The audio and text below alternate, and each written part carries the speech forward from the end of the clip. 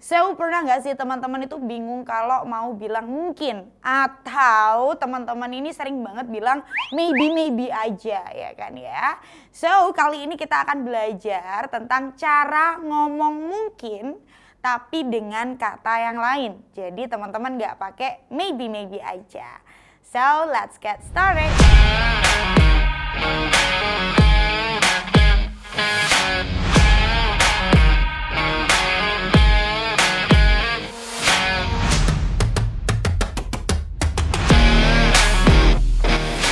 Guys, welcome back with me, Miss Dani, and welcome to T2 Teaching Tutorial.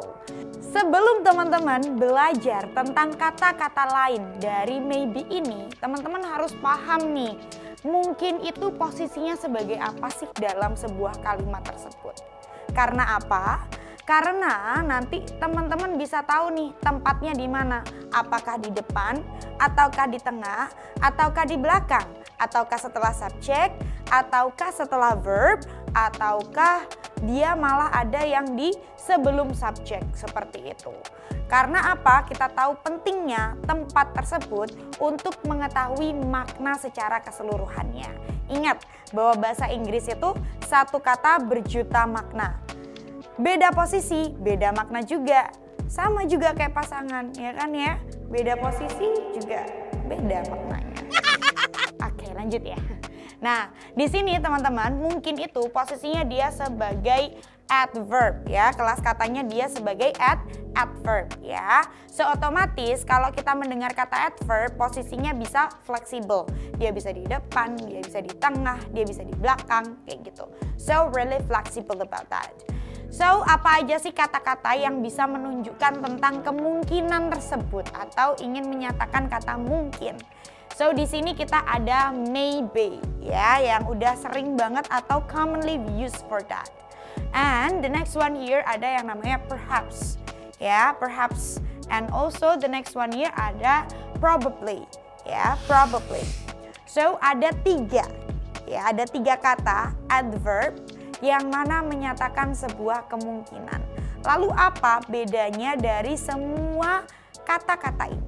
So, mari kita bedah satu-satu. Nah, ngomongin adverb of probability ya, itu adalah suatu kata keterangan yang menjelaskan suatu kemungkinan yang bisa saja terjadi. Entah di masa lampau, entah di masa depan. Atau kemungkinan kita bisa bersama nantinya. Gombal. Ya, masuk aja ya teman-teman ya. Di sini ada maybe dan juga ada perhaps ya. Ada maybe dan juga ada perhaps. Nah, maybe dan perhaps ini adalah untuk menyatakan sebuah kemungkinan yang mana kemungkinan ini sebesar 50% akan terjadi. Seperti itu. Jadi 50-50 ya teman-teman ya. Belum tentu terjadi. Bisa jadi enggak, bisa jadi iya ya. Beda kalau seumpamanya kita bilang insya Allah ya kan ya. Sering banget itu. Insya Allah juga sama. Dia kemungkinan juga. Tapi insya Allah ini sama dengan probably. Yang mana 80% dia ini bisa terjadi. Seperti itu. Oke, bisa dipahami ya tahu bedanya ya. Terus apa dong bedanya maybe sama perhaps ini ya kan ya. Nah, kalau seumpamanya maybe teman-teman, kalau seumpamanya maybe dia ini common banget kita gunain atau umum banget nih kita gunain di bahasa sehari-hari kita atau daily conversation kita. Sometimes kalau seumpamanya teman-teman mau ikut TOEFL or ikut IELTS proper test or the other things, Duolingo ya, and the others, itu pasti teman-teman jarang banget menggunakan kata maybe. Lebih sering menggunakan kata perhaps, like that. So that's why teman-teman juga harus tahu bahwa perhaps itu maknanya sama kayak maybe, yang mana dia itu 50% kemungkinan tersebut akan terjadi. Oke, bisa dipahami? Lanjut masuk ke contohnya dulu nih teman-teman. Di sini ada 50% kemungkinan di masa lampau ya, yang kemarin udah terjadi bahwa aku itu bakal pergi ke rumah nenek. Tapi aslinya pergi atau enggak? Nah, kita nggak tahu. Kemungkinan bisa saja terjadi 50-50. Ya ibaratnya samalah. Aku besok nikah lah kalau nggak hujan. Nah, itu 50-50 ya kan ya. Kalau hujan berarti nggak jadi, kalau nggak hujan berarti jadi kayak gitu. Sama juga kayak ini. Nah, kita bisa bilang nih maybe ini karena dia merupakan adverb, jadi letaknya itu bisa di depan, bisa di tengah, bisa di belakang, bebas. Kayak gitu teman-teman, karena dia posisinya adalah sebagai adverb. So, contohnya di sini adalah maybe I would go to my grandma's house yesterday. Mungkin aku akan pergi ke rumah nenekku kemarin. Oke, dari sini bisa difahami. Yuk, let's go to practice. Translate this sentence. Mungkin kamu butuh waktu untuk istirahat. Ya, mungkin kamu butuh waktu untuk istirahat. Mungkin kita taruh depan dulu nih. Apa tuh mungkin bahasa Inggrisnya? Boleh pakai maybe, boleh pakai perhaps ya teman-teman ya. So we can say it perhaps. You, kamu, bahasa Inggrisnya adalah you, butuh. Bahasa Inggrisnya adalah need. Oke, the next one yaitu waktu. Waktu ya kan ya, need. Istirahat boleh pakai kata kerja karena ini udah ada to-nya ya, jadi boleh pakai verb one. Seperti video kita yang kemarin ya, masih ingat kan? Kalau nggak ingat coba tonton lagi. Nah, atau kita juga bisa langsung ke noun-nya, dalam bentuk noun-nya, istirahat dalam bentuk noun-nya. Need a time to rest boleh, atau to take a rest itu juga boleh. Jangan lupa pakai titik. Sebuah kalimat tidak dianggap sebagai kalimat apabila dia tidak ada titiknya. Hidup aku juga gak lengkap tanpa kamu. Sama kayak titik ya, nanti jadinya klausa, berbeda lagi, bukan sentence lagi disebutnya. Lanjut yang berikutnya, di sini ada dia mungkin membutuhkan uang yang banyak. Nah, posisinya mungkin ini ada di tengah ya. Gimana nih cara meletakkannya, Miss? Apakah diletakkannya setelah verb ataukah diletakkannya setelah subject, or how's that? So, coba kita breakdown dulu. Dia di sini anggap aja itu adalah dia laki-laki ya kan ya. So, langsung aja kita translate. Dia laki-laki. Bahasa Inggrisnya apa teman-teman? Ya, betul banget. Bahasa Inggrisnya adalah he. Kalau dia perempuan, bahasa Inggrisnya adalah she. Good. Mungkin. Nah, boleh nih teman-teman diletakkan setelah subjek. Boleh juga ditaruh di belakang. Itu juga nggak apa-apa banget. Boleh juga dia ditaruh di depan. Seperti itu. So, we say it he, maybe, or he perhaps. Itu juga boleh. Membutuhkan, need. Uang yang banyak. So, we say it many money or much money. Kita pakainya adalah much karena money itu adalah bentuk dari uncountable noun. Jadi kita nggak bisa pakai many. So, we say it much money. Nah, dari soal ini nih teman-teman, ada yang salah nggak kira-kira? Coba dianalisa lagi. Apakah ada yang salah di sini? Kemarin juga kita udah belajar tentang verb s or es, ya kan, teman-teman? Mana yang salah?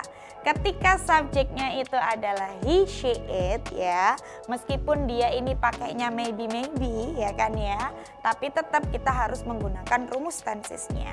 Jadi dia bukan pakai need, tapi dia harus ada s-nya. Needs. Oke, jangan lupa ya, jangan sampai salah. Oke, lanjut nih ya teman-teman, yang berikutnya yaitu ada probably. Nah, berbeda dengan maybe dan perhaps yang mana dia itu adalah 50-50.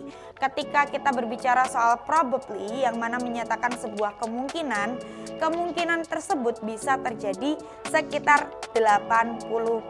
Jadi tingkat akurasinya bahwa itu akan terjadi itu lebih tinggi daripada yang maybe dan juga perhaps.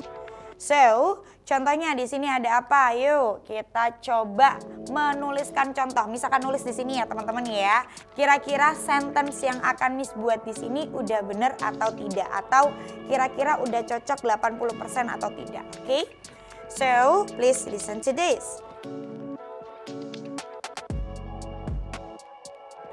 Kemungkinan polisi tersebut akan menghandle atau menangani sebuah kasus kriminal besok.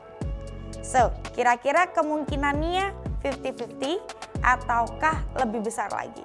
Of course, dia akan lebih besar karena kita tahu tugasnya polisi adalah untuk menangani kriminal. Maka dari itu kita wajib pakai yang namanya probably.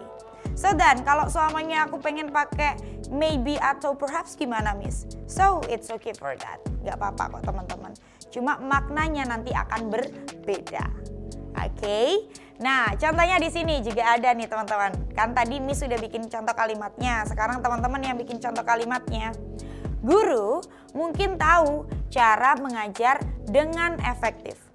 Guru mungkin tahu cara mengajar dengan efektif. Oke. Guru bahasa Inggrisnya apa teman-teman? Good job, teacher. Teacher probably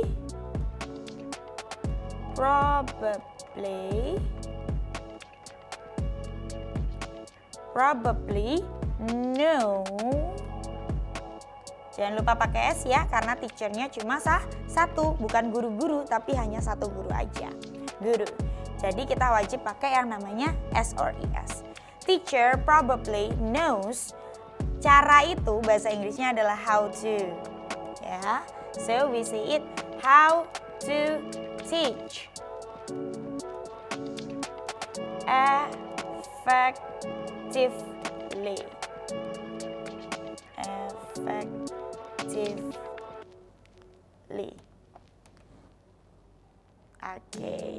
Oke. So, dari sini bisa dipahami teman-teman?